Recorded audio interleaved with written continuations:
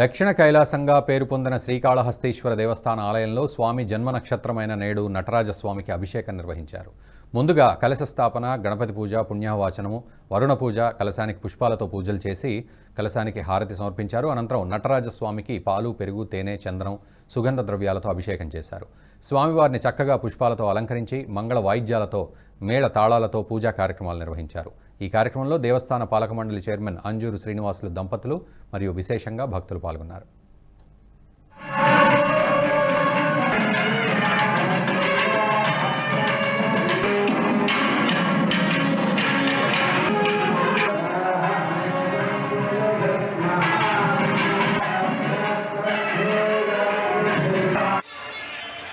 ఓం నమః శివాయ.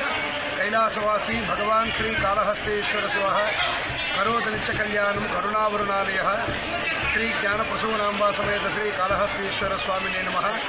श्री ज्ञानप्रसूनांबा समेत श्री कालहस्तेश्वर स्वामी యొక్క క్షేత్రమందు సంవత్సరములో ఒకసారి మార్గశిర మాసంలో వచ్చే ఆరుద్ర నక్షత్రం రోజున స్వామివారి యొక్క జన్మ నక్షత్రం కనుక ఈరోజు విశేషంగా కూడా స్వామివారికి ఉదయాన్నే కూడా మొదటి కాల అభిషేకం చేసి అటు పిమ్మట స్వామివారి గర్భాలయములందు కూడా స్వామివారి శివలింగానికి ముందర కూడా పిండి లింగాన్ని ఏర్పాటు చేసి విశేషంగా కూడా ఆజ్యంతో అభిషేకం చేసి భక్తులందరూ కూడా దర్శనం కల్పించడం జరిగింది.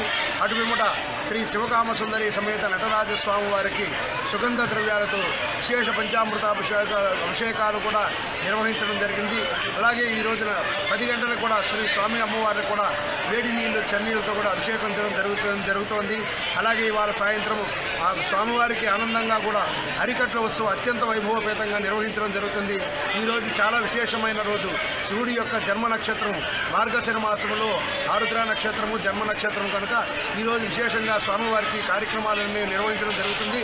కావున భక్తులందరూ కూడా ఈ కార్యక్రమాలన్నింటిలో కూడా అధిక సంఖ్యలో వచ్చి ఈ పాల్గొని శ్రీ స్వామి అమ్మవారి యొక్క ఆశీస్సులు పొందవలసినదిగా కోరడమైనది. ఓం నమః శివాయ.